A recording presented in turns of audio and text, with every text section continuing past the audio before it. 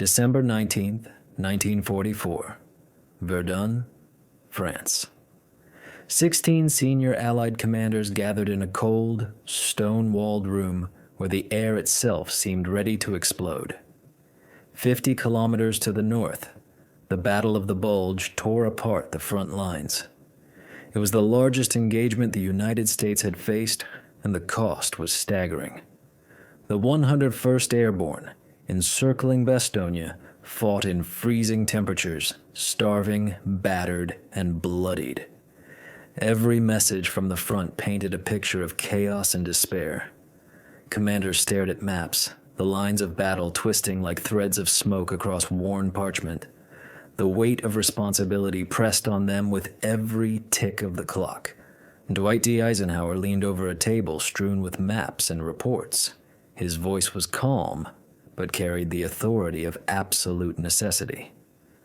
"How soon can you attack?" he asked. Montgomery, ever composed, replied, "1 week."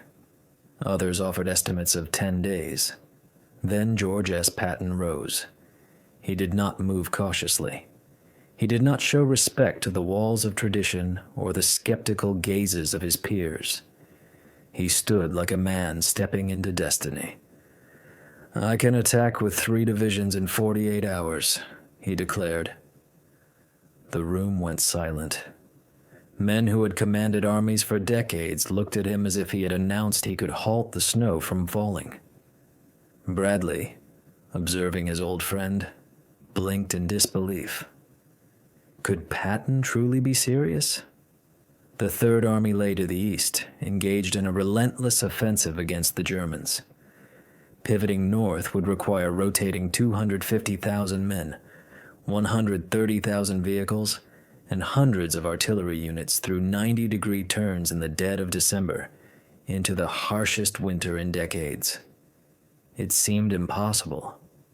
Yet 7 days later, on December 26th, Patton's tanks smashed through Bastogne.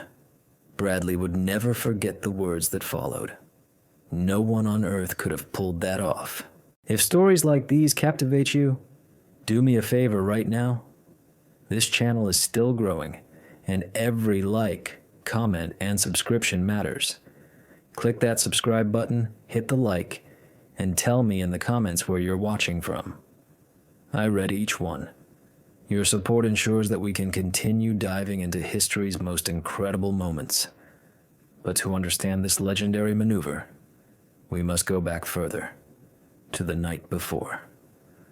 December 18th, 1944. Omar Bradley sat alone in Luxembourg, reading reports of the German breakthrough through the Ardennes. The intelligence that had once seemed so reliable now revealed catastrophic flaws. 200,000 German soldiers, 1,000 tanks, entire American divisions faltering in blizzards and shattered forests. Chaos spread, and the pressure fell on every officer at every command post. Bradley reached for the phone and called Patton. Their exchange became the stuff of legend, though it did nothing to lessen the tension in the freezing command centers. "Brad, I have a plan," Patton said with unmistakable excitement. "I'm moving to Germany." Bradley, incredulous, explained the full scope of the German attack, the destruction, the exposed positions. He needed Patton's 10th Armored Division immediately. Without it, the Third Army's counterattack would collapse before it even began. Patton, undeterred, assessed the situation with the precision of a man accustomed to chaos. The room in Verdun on December 19th at 11 in the morning was tense. 16 commanders waited, breath visible in the frigid air. Eisenhower outlined the challenge, framing the disaster as a potential opportunity. Patton's response was instant and precise. He could launch an attack with 3 divisions by December 22nd. The room erupted in a mix of laughter, disbelief, and outrage, and Montgomery, the British officers, and Bradley himself struggled to reconcile what they were hearing with the realities of logistics, terrain, and winter warfare. Yet Patton's confidence was absolute. He had already mobilized plans, issued orders, and prepared his officers for the impossible. As the commanders departed the conference, the Third Army was already in motion. Patton's staff worked tirelessly, engineers built corduroy roads through frozen mud, military police directed traffic through blizzards, and supply convoys pushed relentlessly forward. By December 21st, the divisions were positioned exactly as Patton had promised. December 22nd marked the beginning of the attack. The 4th Armored Division led the assault, a relentless advance through enemy lines. Snow, mud, and devastation could not halt them. Artillery fire ripped through forests, tanks engaged in brutal firefights, and soldiers endured freezing conditions with limited ammunition and medical support. Yet they pressed on. Inside Bastogne, the conditions were nightmarish. Soldiers froze in foxholes, medical teams worked under constant fire, and supplies ran perilously low. Still, the American troops held, driven by discipline, determination, and the unyielding demand of their commander. Orders from the front were simple but uncompromising. Do not let the enemy breathe. Do not allow a moment of rest. Seize momentum, and never release it. And so the Third Army moved like a machine, fueled by urgency, resilience, and the singular will of George S. Patton. December 26th, at 4:50 in the morning, the lead tank, Cobra King, broke through the German lines and entered Bastogne. The defenders cheered, the chaos ended, and the city was saved. Bradley called Patton, offering congratulations, only to hear the general respond coolly, "The 101st did not need rescuing. We merely opened the door." The battle did not end, but Bastogne became a symbol of American resolve and Patton's strategic genius. The Third Army's momentum continued northward, a force unlike any the Germans had faced. Cities fell within hours, defensive positions collapsed under coordinated armored assaults, and the enemy struggled to comprehend the speed, audacity, and relentless aggression of Patton's command. German officers wrote reports describing the Third Army as a force of nature, an unstoppable entity that struck when least expected, in conditions that should have rendered any attack impossible. They could not understand it. They had never faced a commander like Patton. History remembers Bastogne not only as a military triumph, but as a testament to audacity, speed, and decisive leadership. The question lingers over every frozen mile of Ardennes forest. Was George S. Patton a genius who saved Europe, or a force of chaos who demanded the impossible? Perhaps the line between hero and monster is measured in snow, steel, and blood. And if you stayed with this story to the very end, do one more thing for me. Subscribe, like the video, and share it with someone who loves World War II history. And tell me in the comments, was Patton Europe's savior, or the necessary monster who remade the war? I read every response. As the dust settled over Bastogne, the Third Army did not pause. George S. Patton knew that hesitation was the enemy's ally, and he refused to grant it a single moment. December 27, 1944, the Northern Front awaited, and every map, every road, every frozen river became part of a colossal plan that existed only in the mind of one man. Tanks rumbled through snow-covered fields, engines whining against the frost, carrying men whose resolve had been tempered in months of relentless combat. Artillery units fired without respite, shells screaming through the air, a chorus of destruction designed to paralyze and scatter German forces. The terrain was merciless. Forests thick with pines blocked vision. Roads were buried under ice and snow, and the bitter winter wind pierced through every layer of uniform. Soldiers endured the cold with stoic determination. Frostbite claimed fingers and toes, yet morale remained unnervingly high. Patton moved among the troops personally, riding in his jeep, shouting encouragement, correcting maneuvers, and demanding speed with every command. He understood that victory in the Ardennes would not come from careful planning alone. It required audacity, timing, and a relentless drive that even the harshest conditions could not suppress. In the early hours of December 28th, the Third Army encountered the first real test. German forces, reorganizing after the Bastogne collapse, had set ambushes along narrow passes determined to slow the American advance. Infantry units scrambled under artillery fire, engaging in brutal hand-to-hand combat when tanks could not pass. Engineers worked frantically to clear obstacles, laying makeshift bridges over frozen streams and clearing roads clogged with wrecked vehicles. Patton's staff officers, already exhausted from continuous planning, relayed orders with urgency and precision. Every delay could spell disaster, and Patton would tolerate none. Meanwhile, Eisenhower monitored the operation from headquarters, torn between admiration and anxiety. Patton's decisions defied conventional wisdom. Where logistics dictated caution, Patton chose boldness. Where generals hesitated, he acted immediately. The speed of the Third Army was staggering. German commanders reported bewildered accounts of American units appearing in positions they considered impossible. Tanks emerged from forests, artillery devastated entrenched positions, and infantry seized villages before defenders could organize resistance. Bradley and Montgomery watched in awe and disbelief. Reports flowed in constantly, detailing the advance, the enemy casualties, and the relentless pace of Patton's forces. Communications were strained to the breaking point. Units outran messengers, and supply lines were stretched thin across miles of snow-laden terrain. Yet despite the chaos, order prevailed where Patton demanded it. Commanders were held accountable for every movement, every division, every battalion. Every platoon moved as if synchronized by an invisible clockwork that only Patton could control. During this push, the Third Army faced not only the enemy but the very limits of human endurance. Soldiers marched for hours through deep snow, carrying equipment, ammunition, and wounded comrades. Nights were spent huddled in foxholes or makeshift shelters, temperatures dropping far below freezing.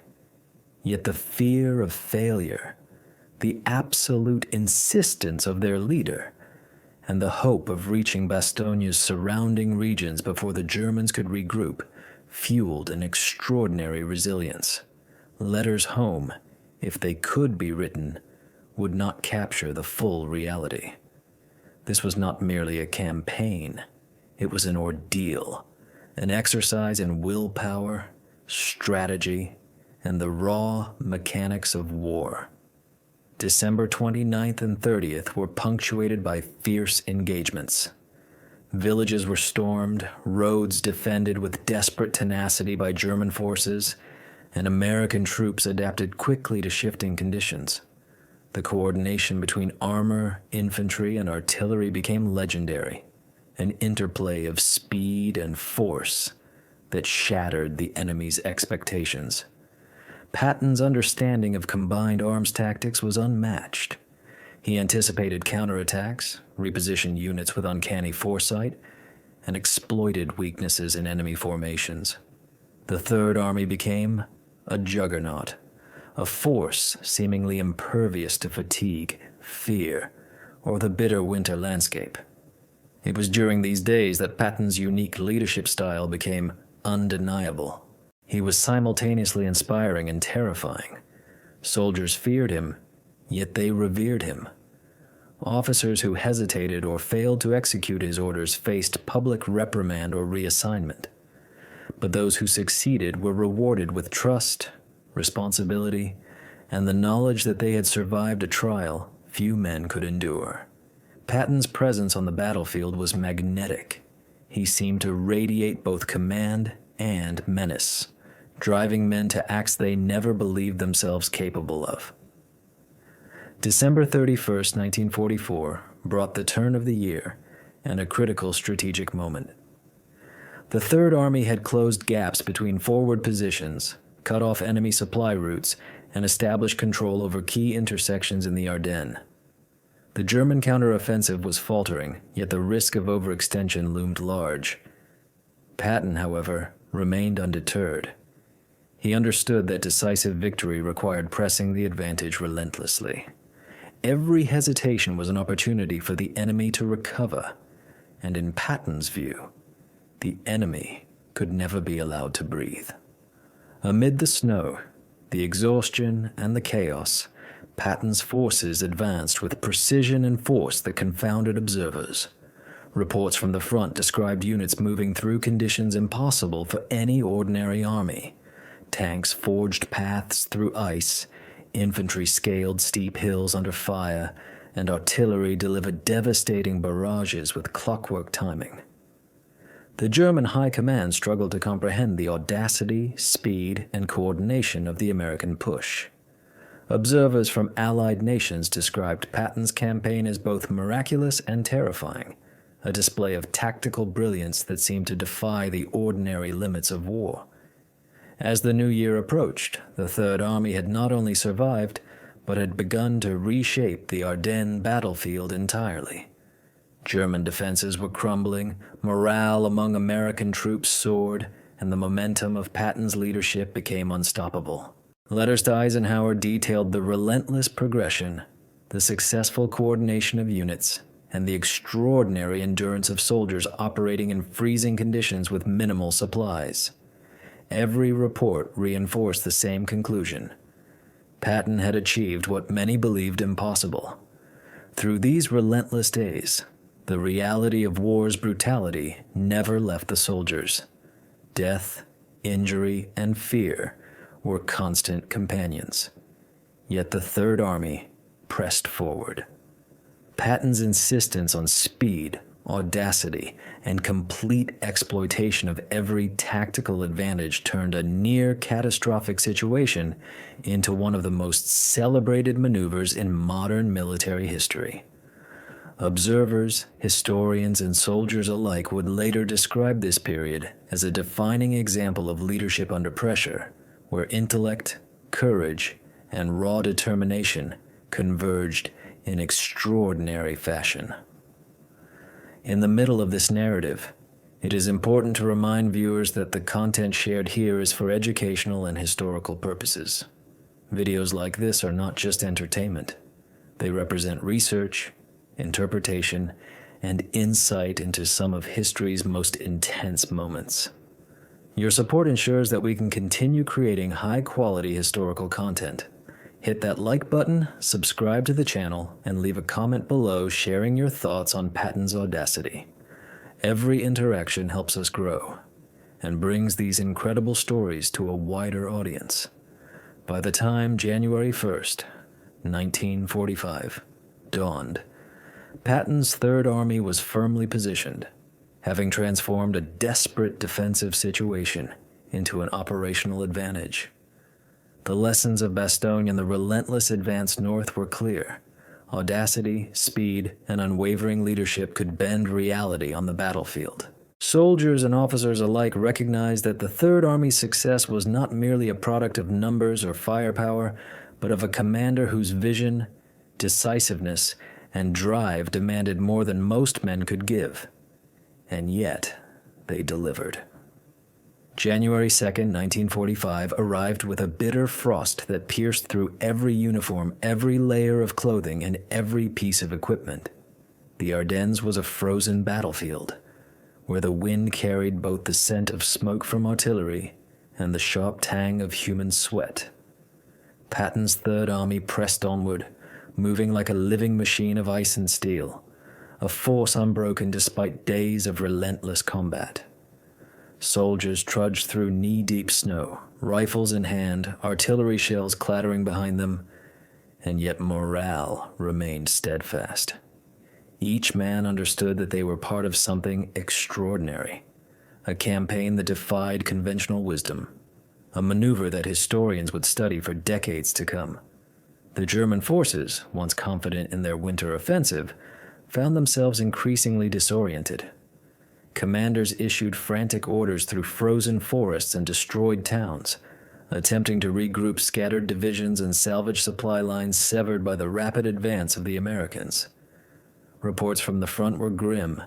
Fuel shortages, broken communications, and exhausted troops made coherent resistance nearly impossible.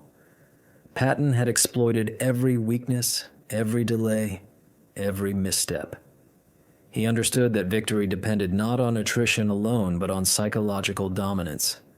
By striking relentlessly, by never allowing the enemy to recover, he turned fear into a weapon as lethal as artillery. On January 3rd, Patton personally oversaw the coordination of armor, infantry, and artillery in a way that seemed almost preternatural. Communications officers relayed orders with lightning speed. Supply officers ensured that ammunition and provisions arrived at the front despite impassable roads, and reconnaissance units provided critical intelligence on enemy positions. Patton's understanding of combined arms warfare was unparalleled. He anticipated German maneuvers before they were executed, repositioned units to cut off retreats, and applied pressure in ways that forced the enemy into untenable positions. Soldiers, officers, and even Allied observers marveled at the precision with which the Third Army operated. By January 4th, entire German battalions were encircled, unable to retreat or regroup. Patton's forces struck with coordinated ferocity, tanks leading the way, infantry following with bayonets fixed, and artillery pounding any attempt at counterattack. The terrain, once considered an obstacle, became an ally as Patton's engineers constructed makeshift roads, cleared blocked passages, and turned frozen rivers into pathways for armored divisions. Every mile gained was a testament to both ingenuity and relentless determination. The pace did not slow.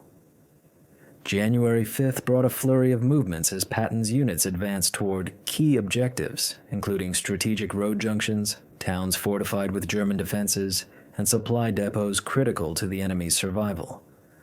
German commanders reported the American advance in incredulous tones. Units that were supposed to be entrenched and well-provisioned had vanished or been destroyed. Tanks appeared in unexpected locations. Infantry seized villages before defenses could be mounted, and artillery struck with unmatched precision. For the Germans, it seemed as if Patton could see through the forest into the hearts of men and anticipate every action before it occurred. The Third Army's momentum was relentless. Soldiers endured frostbite, exhaustion, and injuries, yet continued forward under Patton's exacting orders. Field medics worked tirelessly, often under fire, treating wounded men while reinforcing the message that retreat or delay was not an option. Supply lines, though stretched thin, functioned like clockwork due to meticulous planning and the discipline instilled by leadership.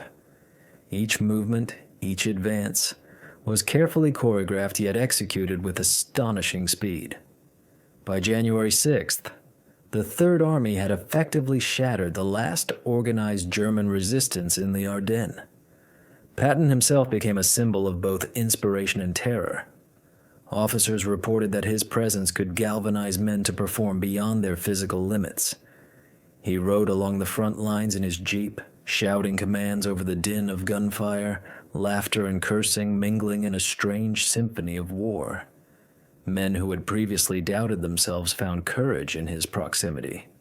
Enemy soldiers, seeing the unyielding American advance, often surrendered in bewilderment. Patton's genius lay not only in tactics but in his ability to mold the human spirit into an instrument of war, a force as decisive as any weapon. Meanwhile, the broader implications of the Third Army's actions began to take shape. Allied command could finally breathe as the rapid neutralization of German positions in the Ardennes allowed for the stabilization of the front. Eisenhower, observing from headquarters, expressed cautious admiration. Where many feared total collapse, Patton had restored order and initiative with an audacity that defied expectation. Reports flowed in detailing the efficiency, coordination, and unbreakable morale of the American troops. Historians would later note that these days represented not only a tactical triumph, but a turning point in the Winter Campaign, demonstrating the decisive impact of leadership under extreme pressure. During this period, Patton's operational style became legendary. His insistence on rapid advancement, coordinated strikes, and personal involvement in the minutiae of combat operations created a tempo that the enemy could not match. German forces, already reeling from prior losses and logistical failures, were unable to adapt to the fluidity and speed of the Third Army. Patton's ability to anticipate moves, allocate resources, and inspire men transformed a desperate defensive situation into a narrative of unstoppable momentum. Soldiers' letters, diaries, and after-action reports would emphasize the unique blend of fear, respect, and awe inspired by their commander. By January 7, 1945, the Ardennes campaign had shifted irreversibly. German offensives were halted, key positions were regained, and the Third Army established a foundation for further advances into the heart of occupied territory. The combination of speed, audacity, and leadership had not only saved Allied positions, but it also inflicted irreparable damage on German operational capacity. The Third Army's success became a case study in military schools, illustrating the interplay between human endurance, tactical brilliance, and psychological dominance in warfare.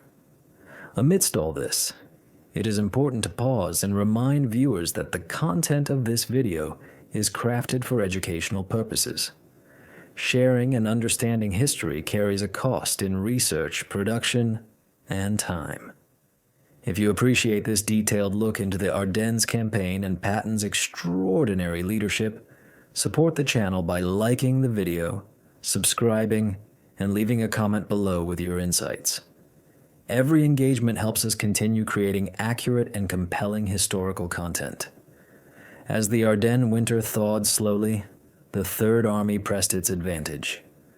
Patton's forces had proven that audacity, coordination, and relentless speed could overturn even the most daunting challenges. Soldiers had endured unimaginable hardship, German defenses had crumbled, and a commander's vision had reshaped the battlefield.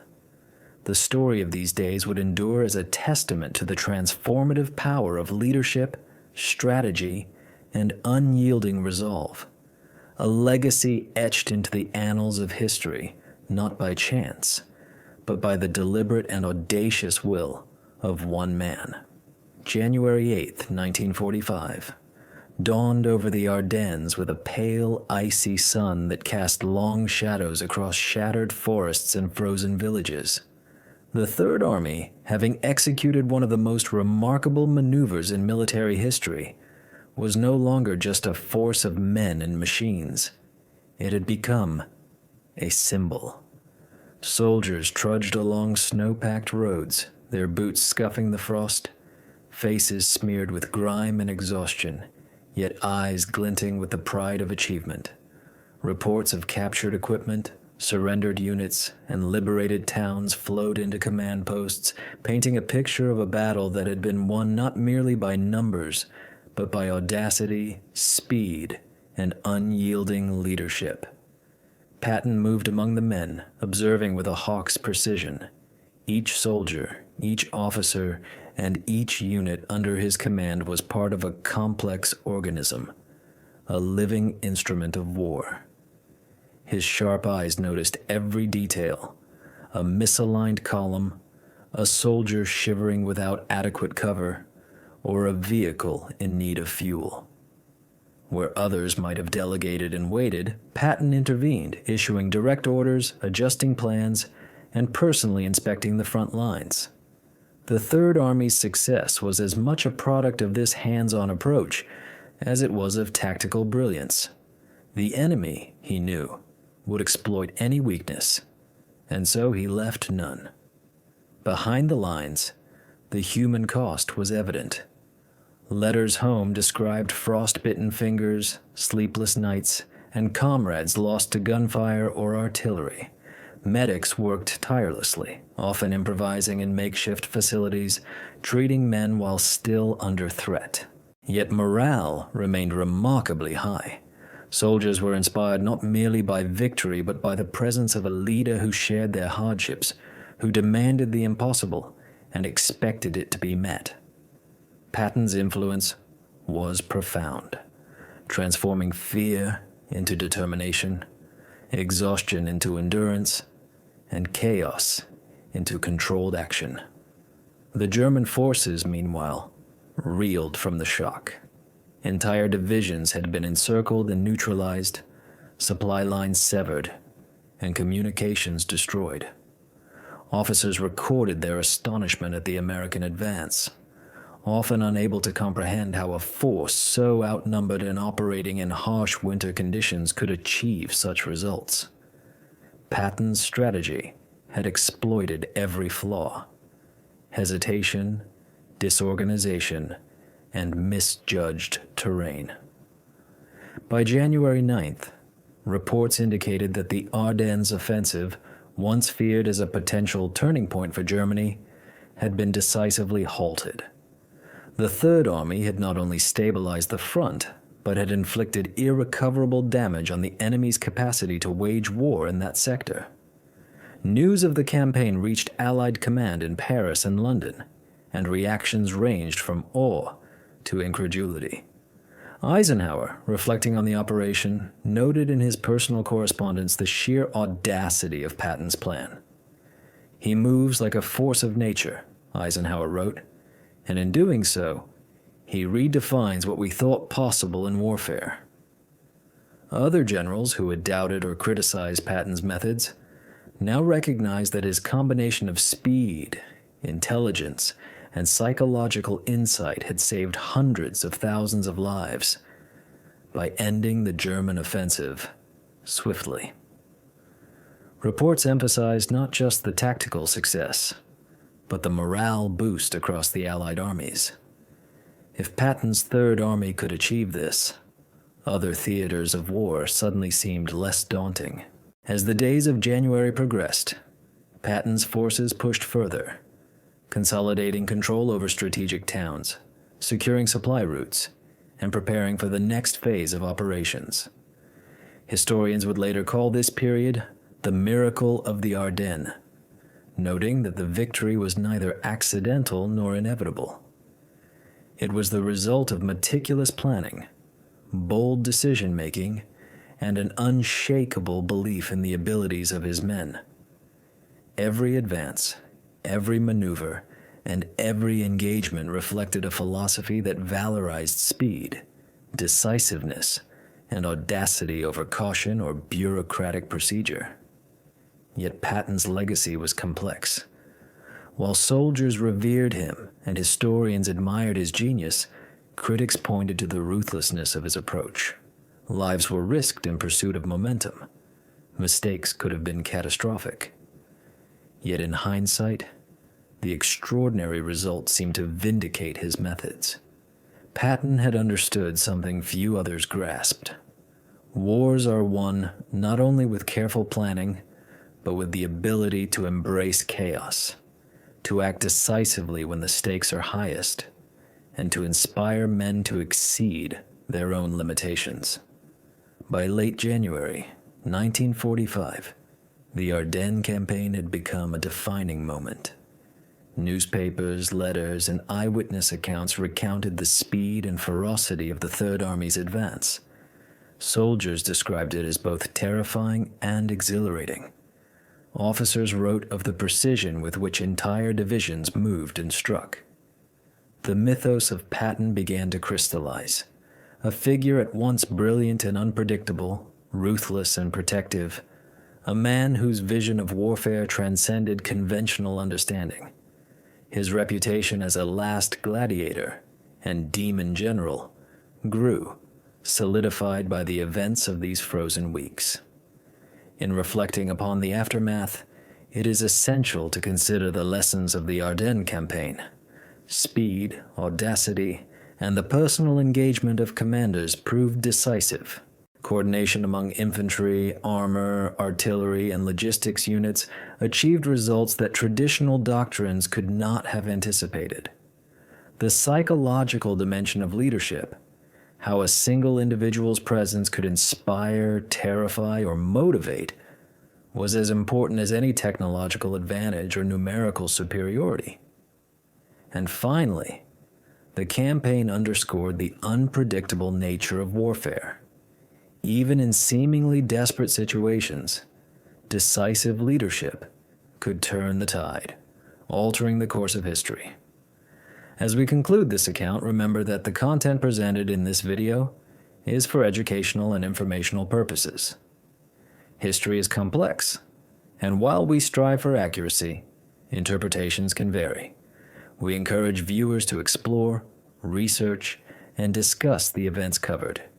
If you found this detailed look at Patton and the Ardennes campaign compelling, please like the video, subscribe, and leave a comment. Your engagement helps us continue producing high-quality historical content and ensures that these stories are preserved for future generations. The Third Army's victory in the Ardennes was more than a tactical triumph. It was a testament to the power of leadership, vision, and courage under pressure. Patton's ability to marshal men, inspire loyalty, and seize the initiative in the harshest conditions stands as a lasting example of military brilliance. The winter of 1944 into 1945 will forever be remembered not just for its cold and snow, but for the audacious spirit of a commander who reshaped the battlefield and left an indelible mark on history.